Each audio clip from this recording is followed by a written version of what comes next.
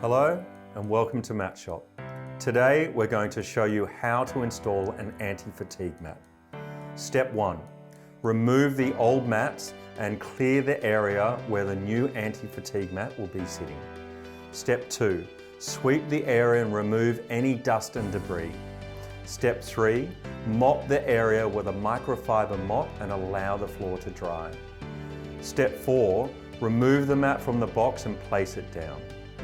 Sometimes, if the mat has been sitting rolled up for a long time, it may ripple.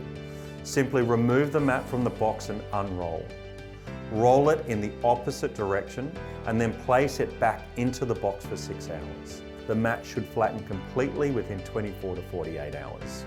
It is important to make sure that you don't install a mat that is rippled, as it may become a trip hazard. Mats made from vinyl or PVC take longer to lay flat than our high quality rubber mat. Also, these mats react to heat, so if possible, allow them to flatten in a warmer room away from the service area. So in summary, make sure the floor is clean and dry before installing your new mat and allow your mat to settle and sit flat before use.